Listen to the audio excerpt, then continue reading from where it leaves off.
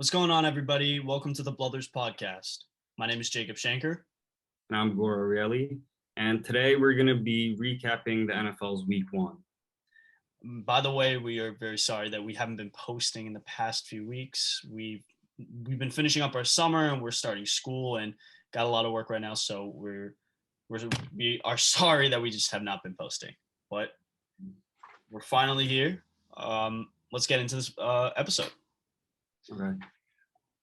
So I was thinking that maybe we can talk about the teams that you were most impressed by, this week and during yesterday's game. And because I know of a few that I was really impressed by, but I want to hear your thoughts first. The three teams that come to mind right now, I mean, there's a few teams that I've been impressed by, but the three main teams I was impressed by, in no particular order, were the Cowboys, the Texans, and the Saints. Okay. Cowboys, because I mean, they played very close against the Bucs. They almost won the game. The Texans, because I did not think they would win one game this entire season, but the God himself, Tyrod Taylor, came out and they were able to win a game. Mm-hmm. And the Saints, because they are actually a good team. Yeah. Which is surprising. I was very impressed by the Saints, especially their defense, and obviously Jameis Winston getting 5 touchdown passes. Yeah, I've been thinking all along that this guy was a for sure bust, and then he just comes to the Saints and he starts balling out. So I'm happy for him. I think they played really great football. Obviously, their defense absolutely incredible. Yeah. I think for the Cowboys, I can definitely agree with you. I can, because they played very well and they kept it very close against a very good team like the Bucs. They just won the Super Bowl. Exactly. I was expecting a blowout, to be honest. Yeah. You know what I heard? I heard the other day, I heard that the Cowboys are they're 5-10 in their last 15 games when they didn't score over 30 points. What does that say to you? I mean, it just shows that they can't be consistent enough to win the game, right? They can get so far and then they just stop. I mean, I'm not saying that for their week 1 game, because I think they did everything they could have done. They played very well. But I'm just saying in general, especially last year, over the course of the past 2-3 years, they have not been able to be consistent enough to A, keep a lead, or B, to stretch out their lead and to extend it into having 30 points or even more. Well, for me, the first thing that comes to mind when I hear this stat is their defense. Like, what is up with their defense? Well, I mean, their defense has been all over the place the past few years. I mean, they made some good moves in the offseason because now they got Micah Parsons. Well, yeah, for sure. They've gotten better, but I think, if an offense has to consistently score over 30 points for the team to win games, I think it's a serious problem. Because we all know, the Cowboys offense, it's great. Like, they have Dak, they have Amari Cooper, they have Zeke. Like, they're a good offense. Yeah. But I think that the team is relying too much on their offense because, well, as I just said, the Cowboys defense can't hold up unless the offense scores 30 points. Yeah, I mean, their defense is very below average, in my opinion. Mm-hmm. I mean, yeah, like I said, they have Micah Parsons now. They still have DeMarcus Lawrence. Byron Jones is gone, who is one of the best cornerbacks in the game. And besides that, there's nobody.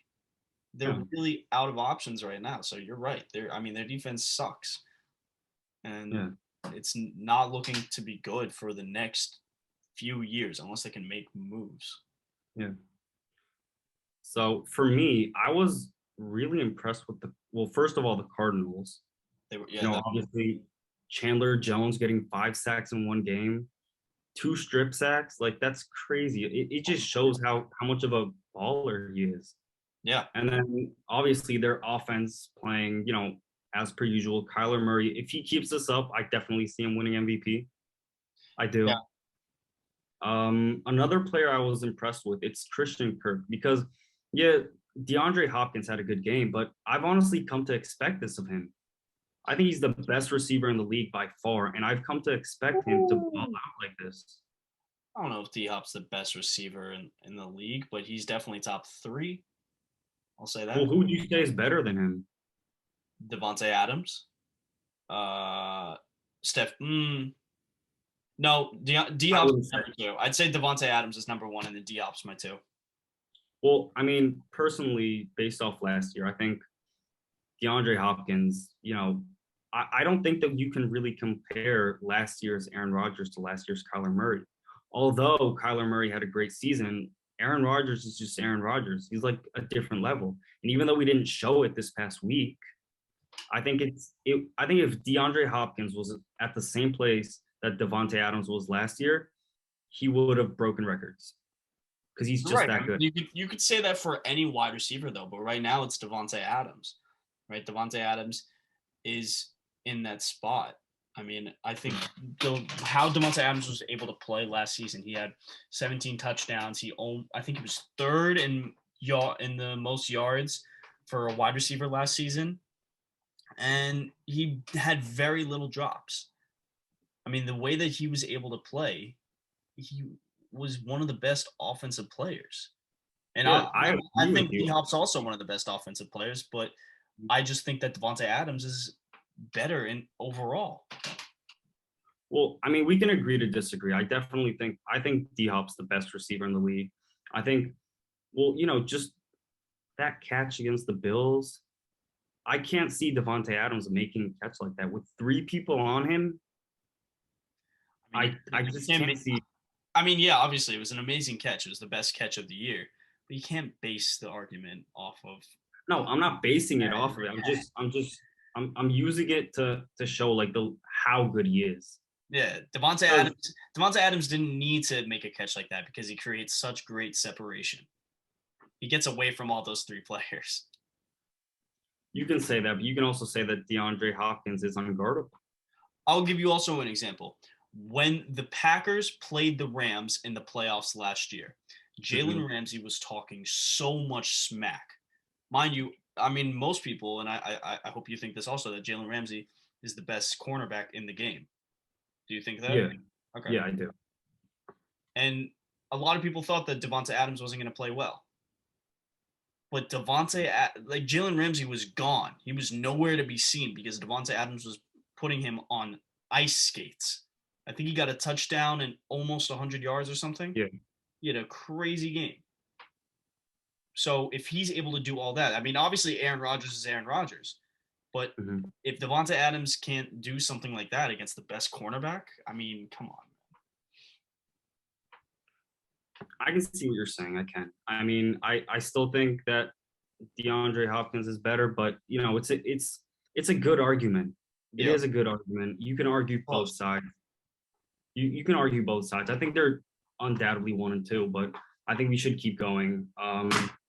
Another team that I've been really impressed with, even though they lost, is the Browns. I honestly felt like the Browns were the better team, even though they basically gave the game away.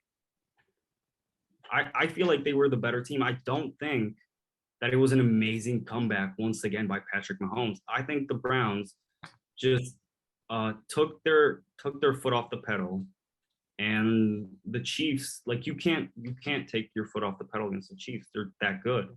Yeah. So I think that was the mistake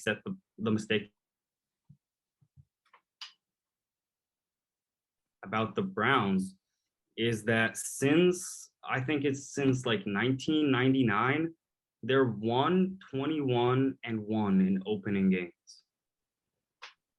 Well, yeah, they haven't won. I think it was a opening game in the past 18 years now. Now that they lost yesterday. Yeah, it's crazy. It's honestly crazy.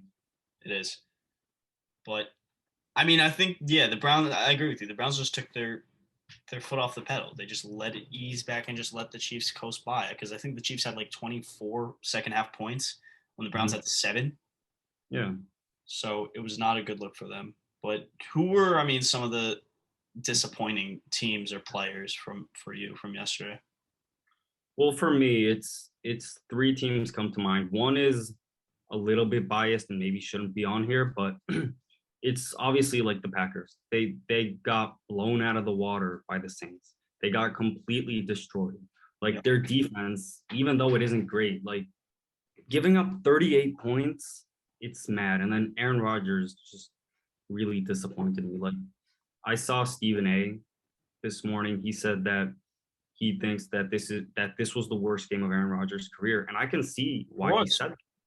Because Aaron Rodgers was playing like he didn't want to be there, which may be true, but that's not very good professionalism. Yeah. Like I've come to expect of Aaron Rodgers to be Aaron Rodgers and not just be like another quarterback who, plays like he's forced to play and not like he wants to play. Yeah. Yeah, I mean, I think it was just a fluke game. It was definitely the worst game of his career. I mean, just thinking about it.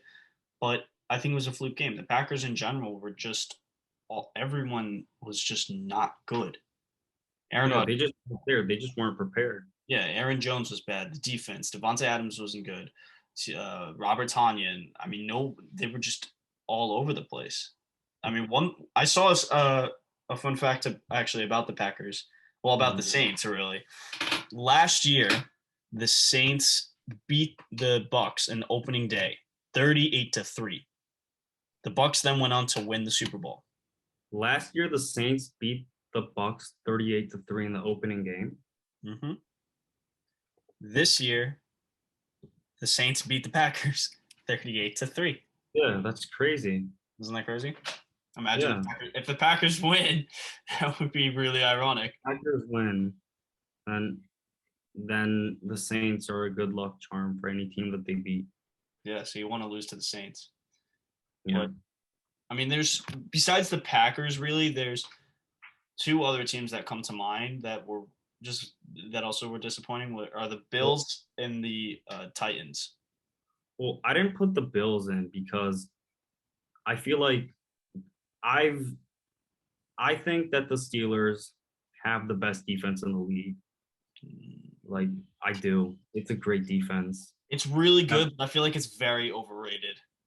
I don't know. I mean, look at what happened with Josh Allen last night. He's a great quarterback. I think he's a top 10 quarterback, Josh Allen. Mm-hmm. And they just completely shut him out. I think that shows how good of a defense they are. You're right. I mean, it's going to be these next few games that'll make me convince me, because right now I have the Rams as the best defense. It's Aaron Donald and Jalen Ramsey, because I think they're freaks of nature on every single position they have. I think the Steelers are definitely up there.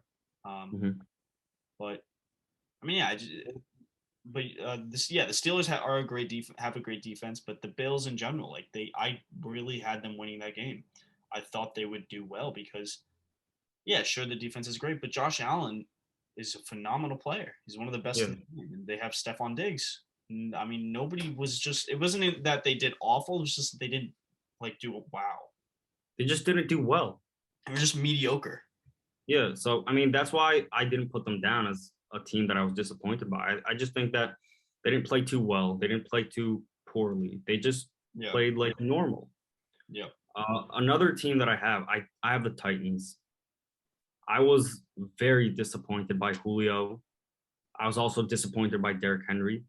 Just the entire team, I feel. Yeah, just the entire team was just disappointing. AJ Brown, Ryan Tannehill.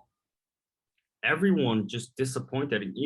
I think Julio's a great receiver. I think Derrick Henry, I don't think you can disagree with him. Is the best running back in the league. Yeah. I mean, I really like Derrick Henry.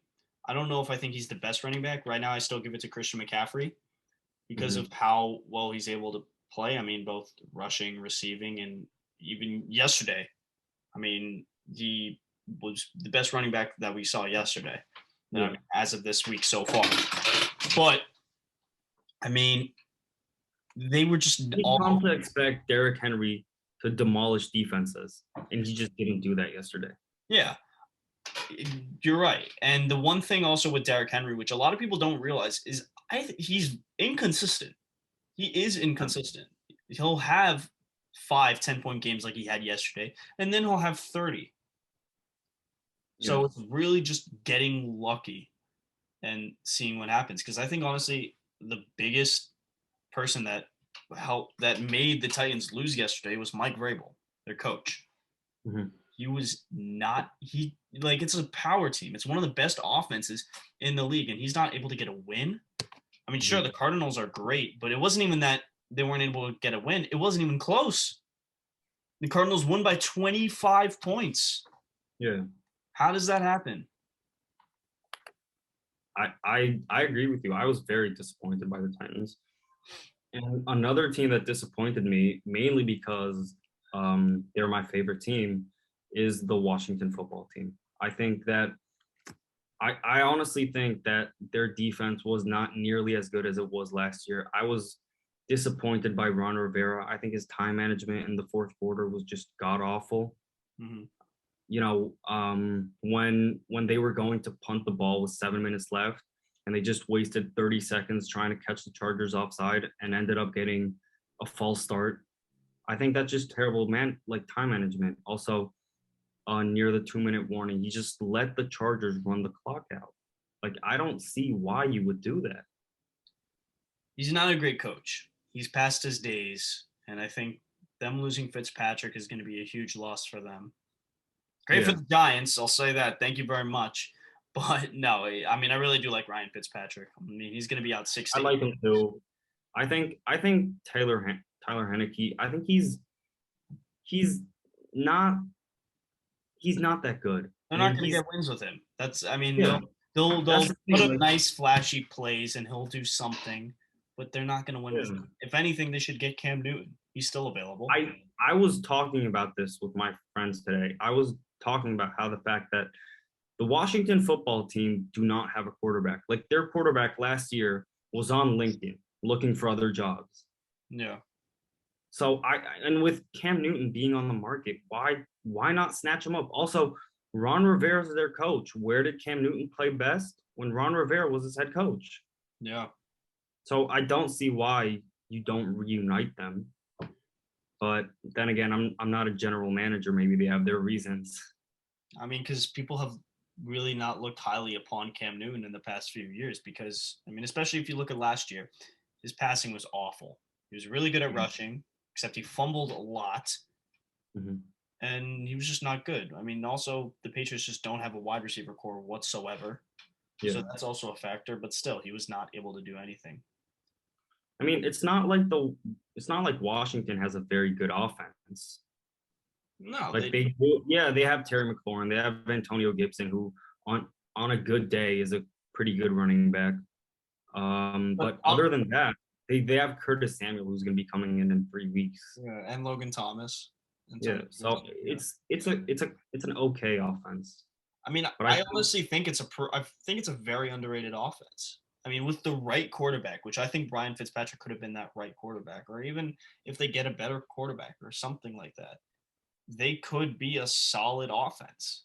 Because well, Logan that's the Thomas, thing. That's what I think brings them down so much. The fact that they don't have a competent quarterback. yeah, exactly. But I mean, you look at the team just in general, even right now, they have a Mhm. solid running back in Antonio Gibson. Logan Yeah, Thomas is a top 10 tight end. Scary Terry. He has potential to be a top 10 wide receiver. He's not top yeah, 10 now. He's top 15, but he has mhm. potential. Yeah. I agree. But I I mean, yeah. Before we move on to what we thought was the best game of the week, I just want to talk about the Giants for a sec. okay. Joe Judge is an idiot. He put the I agree with you. dumbest challenge play ever. I don't know why he would do that because it was obviously a touchdown and you can't even do a challenge anyway. So that was stupid. And they just did not give the ball to Kenny Galladay, who Mhm, is your best wide receiver. mhm. Why? I don't know. I honestly don't. I don't I understand think it. I think the Giants. Well, who do the Giants like? I don't see the Giants as a good team. Not even just because I'm a Washington fan. Like I just they have Saquon, who was underwhelming last night. Well, also he didn't play that much because of injury. He came back, so they Look didn't at really that. play him that much. It's true, but he's still supposed to be a superstar, and he was underwhelming last season. Their only notable receiver, in my opinion, is Kenny Galladay.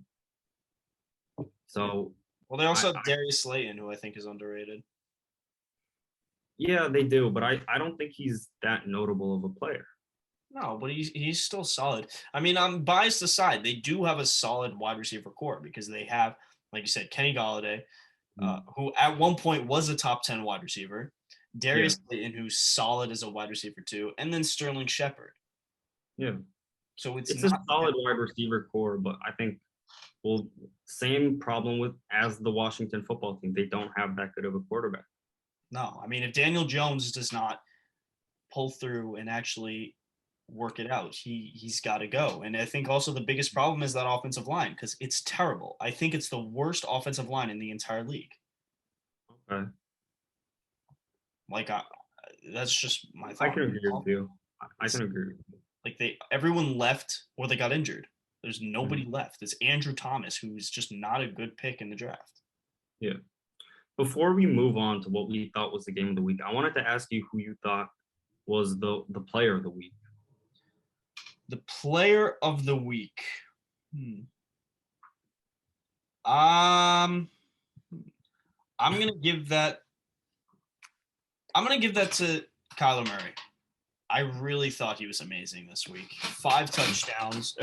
4 passing touchdowns, 1 rushing touchdown. He was everywhere on the field. Not one person could stop him. And I loved watching him. Mm-hmm. He was really good. So I got him. Okay. For me, it was Joe Mixon from the Bengals. I don't know about that. I mean, it was good. Fantastic games. He had 29 attempts for 127 yards and a touchdown. Like they played arguably the game of the week. I think it was a great game against the Vikings. They took it to overtime. Mm-hmm. For me, Joe Mixon gets the player of the week for week 1. We could agree and disagree. He was definitely one of the best of the week, but I don't know about the best. I mean, the only other person I was thinking about was Jameis Winston. Oh, I was gonna say that it's between him and Chandler Jones. Chandler Jones too. He was also amazing. I gotta say that. And then another player who played well, even though he fumbled late in the game and almost cost them, it was Deebo Samuel. He had a great game. Extremely good. And there was a lot of really good players, but then also a lot of really bad players. Underwhelming players. Yeah. So for what I thought was the best game of the week, I thought it was the Bucs and Cowboys, the opening Thursday night football game. I thought it was offense between offense. Everybody on both offenses played phenomenal besides Zeke. But I mean, there was nothing bad to say about this game. There was a lot of other good games that were fun to watch, but I just enjoyed this one the most. Well, yeah, I mean, everybody loves a shootout. This was definitely it. This was a shootout between 2 very good offenses. I think it was a fantastic game. I think it's between that and, as I said, the Vikings-Bengals game. Yeah, I would have put the Vikings-Bengals game, but honestly, the overtime was just it just kept going back and forth of them messing up. Yeah. I mean, the overtime was kind of a letdown, but the overall game, it was pretty good. Yeah. I too give it to the Bucs and Cowboys game. I was glued to the couch watching that game. It was very fun to watch, very entertaining, 2 very good teams. I think last week, I think Tom Brady, this week he became, I think it's he has the most wins in week 1. I think he has 15 wins in week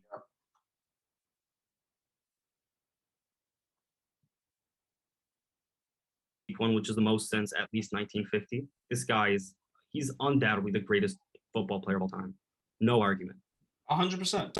I mean, there's a lot of people that will say anybody else, like Jerry Rice or Joe Montana, and they're all great, but they're not even close to being better than Tom Brady.